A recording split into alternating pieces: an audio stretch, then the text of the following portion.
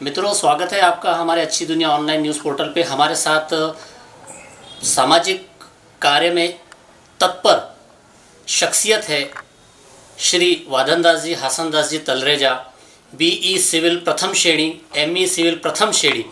इन्होंने सर ने इतना ग्रेजुएट होने के बाद भी, इतनी पढ़ाई करने के बाद भी एक समाज के तरफ अपना उत्तरदायित्व समझते हुए इतना योगदान दिया है कि इनका पूरा जीवन, पूरा व्यक्तित्व एक गागर में सागर की तरह, सागर में गागर की तरह कह सकते हैं।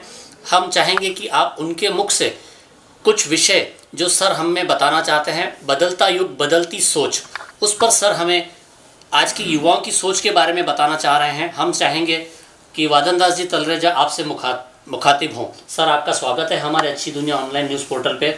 आप हमारे दर्शकों को बताएं आज की बदलती सोच के बारे में, बदलते युग के बारे में।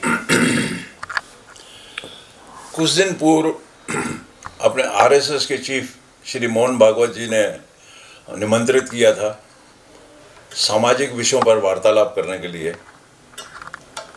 मैंने उनसे कुछ सवाल पूछे थे, विद्वान व्यक्ति हैं, मार्गदर्शन लेना चाहता था मैं उनसे।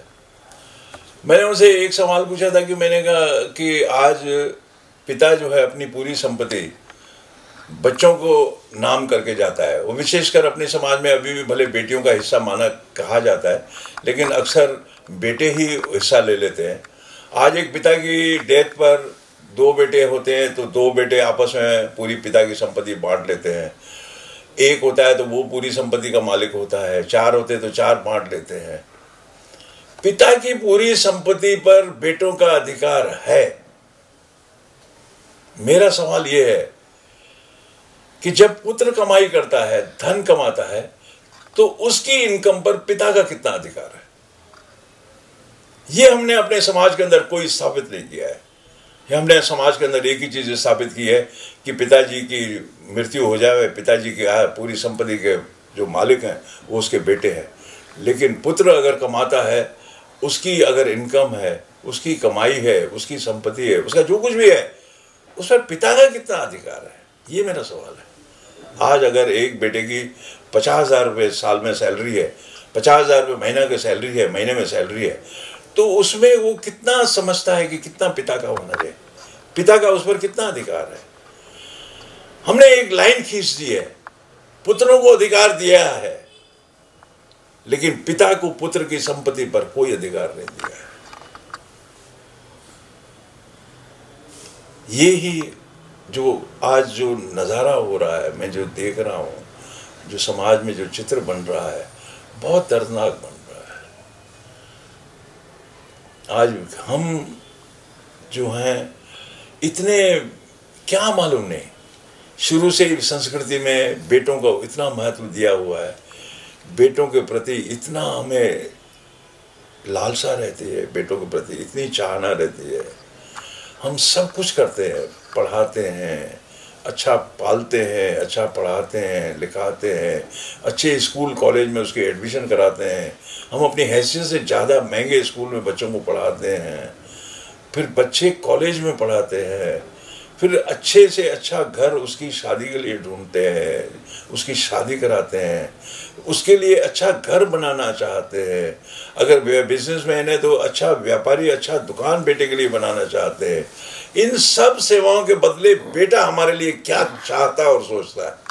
हम सारा जीवन 90% अपने जीवन का समय 80 to 90% सिर्फ बच्चों और विशेषकर बेटों के लिए सोचते रहते हैं और उनके लिए हम काम करते रहते हैं। बेटे हमारे लिए अपने जीवन के इस समय में कितना समय हमारे लिए सोचते हैं, उनके पैसों में, उसमें हमारा कितना अधिकार है।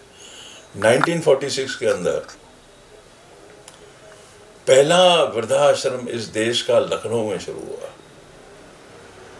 महात्मा गांधी को उस वृद्धाश्रम उद्घाटन के लिए निमंत्रित किया गया था। महात्मा गांधी को जब वो पत्र मिला, पढ़ा, महात्मा गांधी रो दिए थे। बोले ऐसा भी इस देश में कोई युग आएगा, ये राम और कृष्ण की धरती पर ऐसा भी युग आएगा कि जब बेटे बच्चे अपने माँ बाप को वृद्धाश्रम में छोड़ के आएंगे। बहुत रोए थे। उन्होंने चिट्ठी लिखी, जिन्होंने निमंत्रण दिया था उनको, कि ये जब बंद करो, उसके बंद के उद्घाटन, बंद पर मेरे को बुलाना, इसके खुलने पर मैं नहीं आऊंगा, मना कर दिया था। आज ये स्थिति आ गई है। कभी था, कभी सुना था, वृद्धाश्रम नाम भी सुना था। कैसे भी अपनी संस्कृति थी कि कैसे भी बच्चे होते थे तो माँ बाप पालते थे, कैसी प्रकृति माँ बाप की होती थी तो बच्चे पालते थे। आज विचार नहीं मिलने की आड़ पकड़ करके अलग हो रहे हैं, आज़ादी पर अंकुश देख रहे हैं, पड़ रहा है तो अलग हो रहे हैं, दूर भाग रहे हैं, और अंत में जो संपत्ति है उसके मालिक बनने के लिए आ जाते हैं, तैयार हो जाते हैं, ले जाते हैं। हमारा समाज भटक रहा है, बहुत गलत दिशा में गया है। उसका मूल कारण एक है, ये शुरू से हम मानते हैं कि हर शक्ति के आगे सब झुकता है।